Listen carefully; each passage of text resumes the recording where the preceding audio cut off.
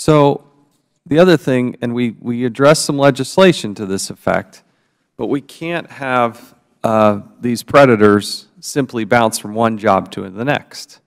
Now, it seems to me that in this particular case, Mr. Beckett, right, is his name, is a small community. They knew what was going on here. To go back and hire him and then subsequently bring him in as a motivational speaker, I can't think of anything more offensive.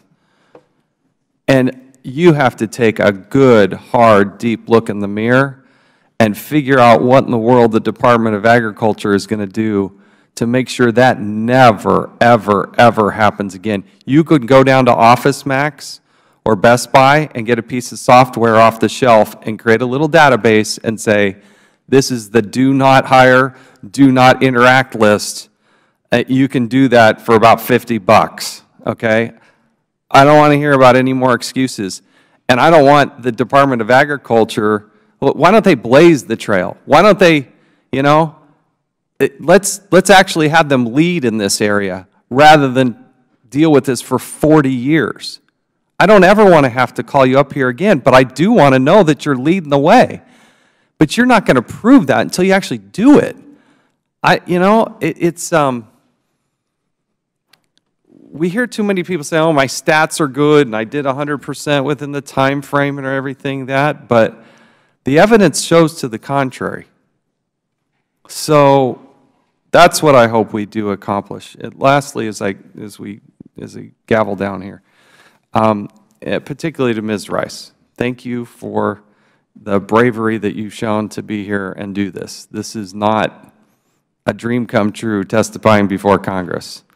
But I hope you do know how inspirational you are to a lot of women, and you represent a lot of voices that are quiet and silent, and they're watching on their computer or TV. And I hope when you go back and visit with your husband that there's satisfaction in that. It's helpful to us, and we want to be part of that solution, and I know you do too. And Ms. Donnelly, thank you as well for your leadership on this. Mr. Chairman, would you just reiterate what I said about making sure that she's protected? Because I want to make it clear that we're on the same page. There is no daylight between what Mr. Cummings is saying and what I'm saying as the chairman of this committee too. On behalf of all of the members, we will go to the end of the earth to protect you and the other women that have gone through this. But don't be bashful in picking up that phone and letting us know. It will be answered, and we will respond. And to those in management and in other positions, I'm telling you what, we will use every power we possibly can from this pulpit to make sure that they are treated with dignity and never have to go through that again in any way, shape, or form. You will see more subpoenas and more hearings than you can possibly imagine if we hear one thing about any sort of reprisal in any way, shape, or form. I can't say that strongly enough. This has been a good hearing.